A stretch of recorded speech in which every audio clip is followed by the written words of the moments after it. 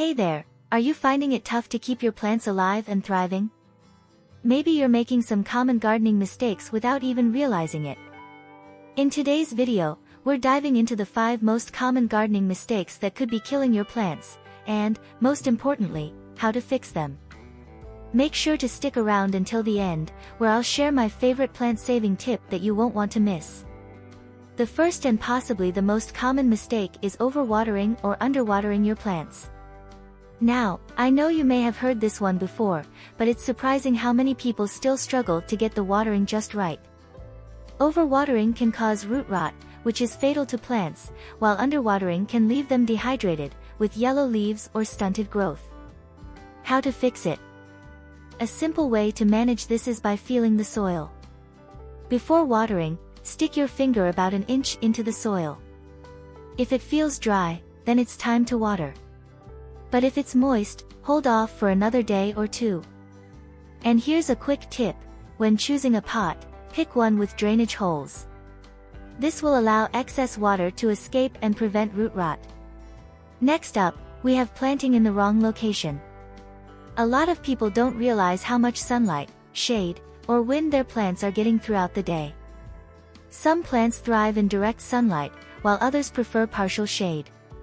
If they're not getting the right amount of light, they might not grow well or could even die. How to fix it? Check the light requirements for each plant type. Plants like tomatoes and peppers need full sun for about 6 to 8 hours a day, while leafy greens like spinach and lettuce can manage with partial shade. Take a few days to observe how the light moves in your garden or on your windowsill, and then place your plants accordingly. Remember, the right spot can make a huge difference. Mistake number 3 is using poor soil quality. Healthy soil is the foundation of a thriving garden. Many beginner gardeners use plain backyard soil, which may lack the essential nutrients and structure that plants need. How to fix it? To give your plants the best start, invest in a high-quality potting mix, especially if you're growing in containers. If you're gardening outdoors, you can enrich your soil with organic compost. Adding compost improves soil structure, helps with drainage, and provides nutrients that your plants can feed on over time. If you're serious about gardening, consider getting your soil tested. Local garden centers or university extensions often offer testing services, and they'll tell you exactly what nutrients your soil might be lacking.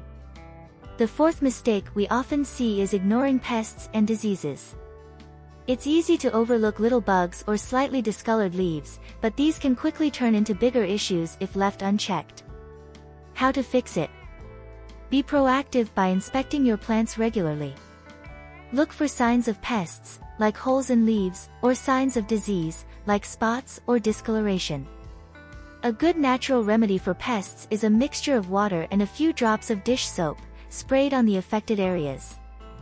For diseases, prune away any affected leaves and make sure your plants have good air circulation, which can prevent fungal growth. And remember, not all insects are harmful. Ladybugs and bees are beneficial for your garden. Our last mistake is skipping fertilization. Plants need nutrients to grow, just like we need food. If you're not fertilizing, your plants may become weak, produce fewer flowers, or fail to thrive altogether. How to fix it? Use a balanced, all-purpose fertilizer, especially during the growing season. Some fertilizers are slow release, meaning they release nutrients over time, which can be great for new gardeners.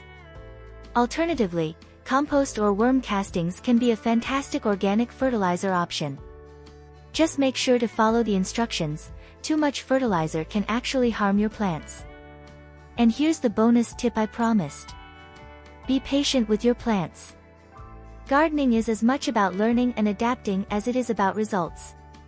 It can be tempting to check for new growth or blooms every day, but plants take time to adjust and grow.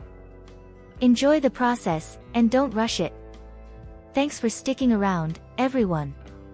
Now that you know the most common gardening mistakes and how to avoid them, your plants are sure to be healthier and happier. If you found this video helpful, don't forget to give it a thumbs up, subscribe for more gardening tips, and leave a comment if you have questions or if there are other topics you'd like me to cover. Happy gardening, and see you in the next video.